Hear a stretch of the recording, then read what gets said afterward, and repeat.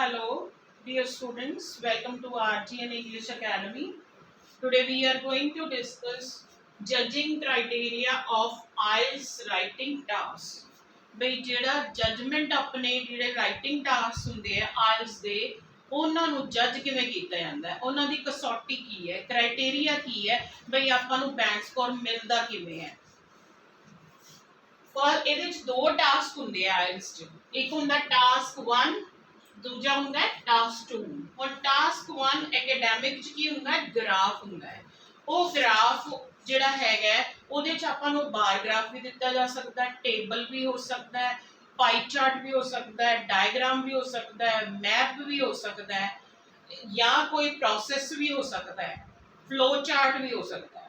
तो उन्हां विचों कोई एक तुहानूं आएगा, उहनूं तुसीं की करना है, उस टास्क नूं तुसीं लिखना है।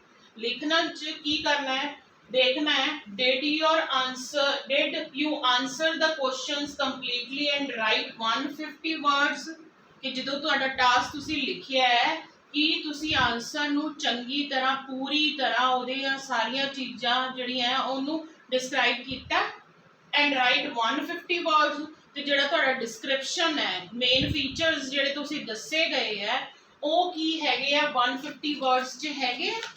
ਤਾਂ ਇਹ ਚੀਜ਼ਾਂ ਦਾ ਆਪਾਂ ਧਿਆਨ ਰੱਖਣਾ ਹੈ। ਹੁਣ ਜਦੋਂ ਟਾਸਕ 1 ਆਪਾਂ ਕਰਦੇ ਆ ਉਦੋਂ ਆਪਾਂ ਡਿਵਾਈਡ ਕਰ ਸਕਦੇ ਆ 4 ਪੀਪੀ 'ਚ। ਹੁਣ 4 ਕੀ ਹੋ ਗਿਆ, ਇੱਕ ਹੋ ਗਿਆ ਇੰਟਰੋ, ਦੂਸਰਾ ਹੋ ਗਿਆ ਆਪਣਾ ਓਵਰਆਲ, ਤੀਜਾ ਹੋ ਗਿਆ BP1 ਔਰ ਚੌਥਾ ਪੈਰਾਗ੍ਰਾਫ ਕਿਹੜਾ ਹੋ ਗਿਆ BP2। ਜਿਹੜਾ 1 ਔਰ 2 ਹੈ ਉਹਦੇ 'ਚ ਡਿਟੇਲਸ ਆ ਜਾਂਦੇ ਆ, ਤੇ ਜਿਹੜਾ ਇੰਟਰੋ ਹੈ ਉਹਦੇ ਵਿੱਚ ਜਿਹੜੀ ਚੀਜ਼ ਬਾਰੇ ਸਾਨੂੰ ਡਾਟਾ ਦਿੱਤਾ ਗਿਆ, ਆંકੜੇ ਦਿੱਤੇ ਗਏ ਆ ਜਾਂ ਕੋਈ ਪ੍ਰੋਸੈਸ ਦਿੱਤਾ ਗਿਆ ਉਹਦੇ ਬਾਰੇ ਗੱਲ ਕਰਨੀ ਹੁੰਦੀ ਹੈ। फिर ये जो टास्क है उन्होंने स्कोरिंग नूं आपां की कहने टास्क अचीवमेंट, बई कितना टास्क अचीव किया है, कि अपने टास्क की प्राप्ति हुई है, बई जो टास्क दिता गया कि आपां सारा कुछ उहदे विच मैंशन कर दिता जिहड़ा कि ग्राफ के अंदर आपां नूं दिता गया सी। हुण दूसरा हुंदा टास्क 2।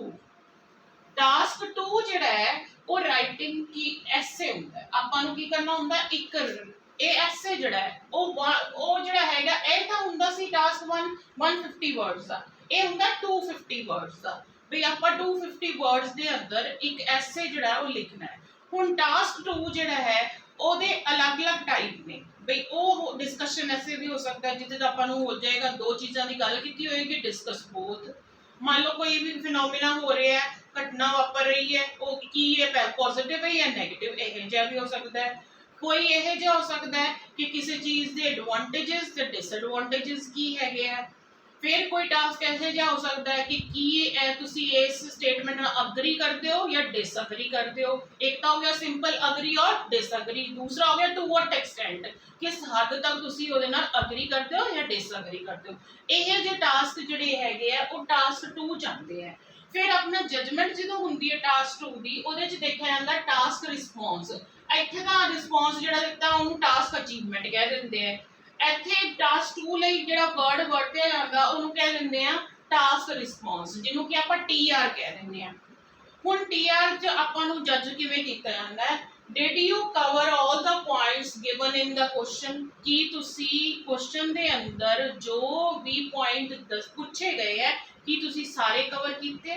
ਮੰਨ ਲਓ ਆਪਾਂ ਨੂੰ ਕੋਈ ਵੀ ਕੁਐਸਚਨ ਆ ਗਿਆ, ਉਹਦੇ ਵਿੱਚ ਇਹ ਦੱਸਿਆ ਹੈ ਕਿ ਅੱਜ ਕੱਲ ਟ੍ਰੈਫਿਕ ਵੱਧ ਰਿਹਾ ਹੈ, ਬਈ ਪੂਰੇ ਸੰਸਾਰ 'ਚ ਟ੍ਰੈਫਿਕ ਵੱਧਦਾ ਪਿਆ ਹੈ। What are the reasons and solution to reduce the level of traffic. ਜੇ ਇਹ ਜੇ ਆ ਗਿਆ, ਪਹਿਲਾਂ ਆਪਾਂ ਨੂੰ ਇਹ ਦੱਸਣਾ ਪੈਣਾ ਹੈ ਵੀ ਟ੍ਰੈਫਿਕ ਜਿਹੜਾ ਉਹ ਇਨਕਰੀਜ਼ ਹੋ ਰਿਹਾ ਹੈ। ਫਿਰ ਆਪਾਂ ਕੀ ਦੱਸਾਂਗੇ, ਉਸ ਤੋਂ ਬਾਅਦ ਉਹ ਚੀਜ਼ ਉਹਦੇ ਕਾਰਨ ਦੱਸਾਂਗੇ, ਫਿਰ ਸੁਝਾਅ ਵੀ ਦੱਸਾਂਗੇ ਕਿ ਇਹਨੂੰ ਟੈਕਲ ਕਿਵੇਂ ਕੀਤਾ ਜਾ ਸਕਦਾ। ਹੁਣ ਨੈਕਸਟ ਆਪਾਂ ਦੀ ਜਿਹੜੀ ਜਜਮੈਂਟ ਹੁੰਦੀ ਹੈ ਉਹਦੇ ਵਿੱਚ ਦੇਖਿਆ ਜਾਂਦਾ ਹੈ did you provide a balanced argument, ਕੀ ਤੁਸੀਂ ਇੱਕ ਬੈਲੈਂਸਡ ਆਰਗੂਮੈਂਟ ਦਿੱਤਾ। ਕਿਤੇ ਇਹ ਤਾਂ ਨਹੀਂ ਕਿ ਰੀਜ਼ਨ ਦਾ ਪੈਰਾਗ੍ਰਾਫ ਤਾਂ ਤੁਹਾਡਾ ਪੂਰਾ ਫੁੱਲ ਪੇਜ ਦਾ ਬਣ ਗਿਆ ਤੇ ਸੋਲਿਊਸ਼ਨ ਜਿਹੜਾ ਹੈਗਾ ਤੁਸੀਂ 2 ਲਾਈਨਾਂ 'ਚ ਦੇਤਾ। ਇਸ ਲਈ ਆਪਣੇ ਕੀ ਹੈ ਬੈਲੈਂਸਡ ਆਰਗੂਮੈਂਟ ਹੋਣਾ ਚਾਹੀਦਾ। ਫਿਰ ਦੇਖਿਆ ਜਾਂਦਾ support your ideas with evidence, ਕੀ ਤੁਸੀਂ ਆਪਣੇ ਜਿਹੜੇ ਆਈਡੀਆਜ਼ ਪ੍ਰੈਜ਼ੈਂਟ ਕੀਤੇ ਹੈ ਉਹਦੇ ਲਈ ਤੁਸੀਂ ਸਬੂਤ ਦਿੱਤਾ, ਪ੍ਰਮਾਣ ਦਿੱਤਾ, ਕੀ ਉਹਦੇ ਲਈ ਐਗਜ਼ਾਮਪਲ ਦਿੱਤੇ ਆਪਣੇ ਡੇਲੀ ਲਾਈਫ ਤੋਂ, ਕੀ ਉਦਾਹਰਨ ਦਿੱਤਾ। ਆਪਾਂ सपोर्टिंग आइडिया देना है, गल कह के छड्ड नहीं देनी है। एक पॉइंट लिखिया उन्होंने एक विद एग्जाम्पल समझाना है। फिर थर्ड की है were all your ideas relevant to the question. फिर अपने टास्क दे जजमेंट किवें हुंदी है कि जिहड़े आइडियाज ने वो तुहाडे टॉपिक नाल रिलेटेड है। ये तो नहीं कि तुसीं आउट ऑफ ट्रैक चले गए, किसी होर चीज़ बारे गल करन लग गए, मतलब गल हो रही है एजुकेशन दी ते तुसीं किते होर चले गए, टॉपिक एजुकेशन बारे है या सब्जेक्ट्स बारे है तो तुसीं कोई होर गल करती, तो वो आइडिया वो की हो जाएगा, टास्क रिस्पॉन्स रॉन्ग हो जाएगा। फिर डिड यू राइट 250 वर्ड्स, फिर ये भी ध्यान रखना है कि तुसी 250 वर्ड्स लिखे, ਇਹਦੇ ਤੇ ਜਜਮੈਂਟ ਹੁੰਦੀ ਹੈ। ਇਹ ਤਾਂ ਨਹੀਂ ਕਿ ਤੁਸੀਂ 300 ਪਲੱਸ ਵਰਡਸ ਲਿਖ ਦਿੱਤੇ ਹੈਗੇ ਆ ਟਾਸਕ ਤੇ, ਤਾਂ ਉਹ ਕੀ ਹੋ ਜਾਏਗਾ, ਦੈਟ ਇਜ਼ ਆਲਸੋ ਰੋਂਗ। ਉਹਦੇ ਨਾਲ ਵੀ ਆਪਣਾ ਟਾਸਕ ਰਿਸਪੌਂਸ TR ਦਾ ਸਕੋਰ ਘਟਦਾ।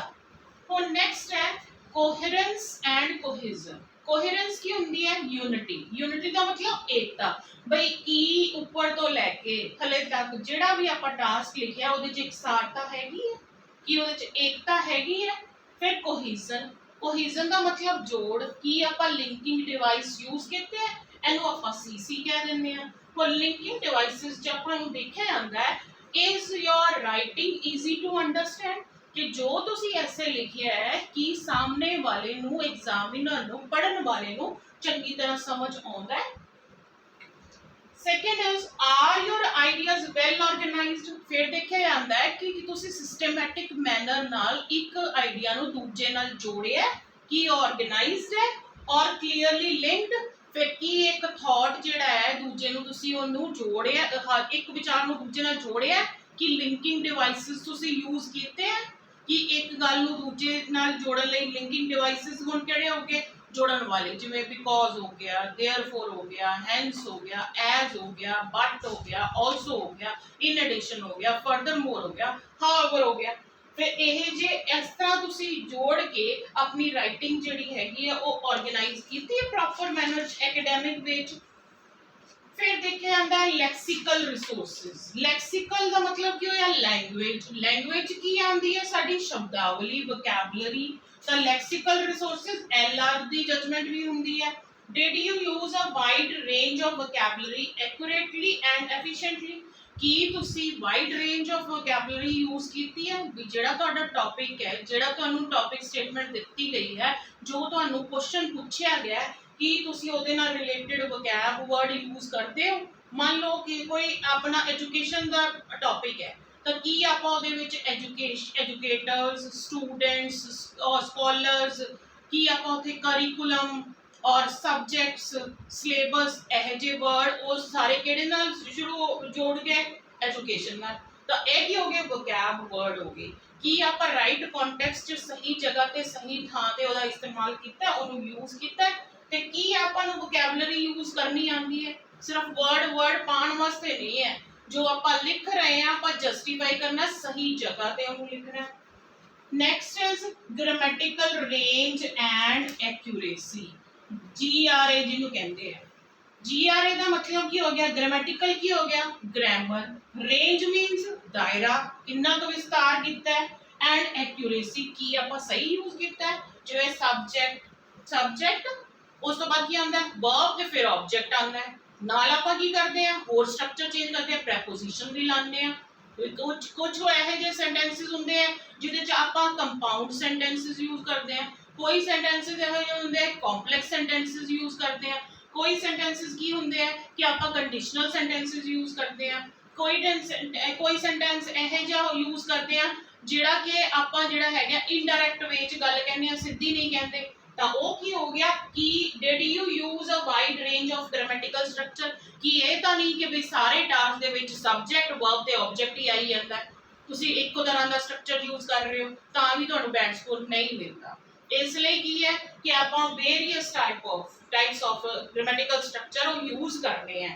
भाई एक आप कंडीशनल सेंटेंस यूज कर लिया, एक आप जिहड़ा हैगा इहो जिहा सेंटेंस यूज कर लिया जिहड़ा एफर्मेटिव हो गया, कि एक आप इहो जिहा यूज कर लिया ग्रामर का स्ट्रक्चर जिहदे च प्रैपोजिशन यूज हो गई। तां की आप स्ट्रक्चर अलग अलग यूज कीते, कि वो सही यूज कीते ते एफिशिएंटली यूज कीते, कि वो सही तरह ते पूरी तरह कुशलता नाल यूज कीते हैगे। जो आप राइटिंग टास्क लिख रहे हैं तो एक तरह के सेंटेंसेस भी नहीं लिखने, ਇਹਦਾ मतलब कि जो एग्जामिनर साडी जजमेंट करेगा तो उन्हें भी देखनी है कि भाई स्टूडेंट ਨੂੰ ਕਿੰਨੀ ਕੁ ਗ੍ਰਾਮਰ ਆਉਂਦੀ ਹੈ ਤੇ ਕਿੰਨੇ ਕੁ ਐਪਰੋਪ੍ਰੀਏਟ ਮੈਨਰ ਚ ਆਉਂਦੀ ਹੈ। ਤਾਂ ਇਸ ਤਰ੍ਹਾਂ ਇਹ ਸਾਰੇ ਆਪਣੇ ਕੀ ਹੈਗੇ ਆ, ਇਹ ਕ੍ਰਾਈਟੇਰੀਆ ਹੈ ਜਿਨ੍ਹਾਂ ਦੇ ਆਧਾਰ ਤੇ ਆਪਾਂ ਨੂੰ ਬੈਂਡ ਸਕੋਰ ਮਿਲਦਾ ਹੈ।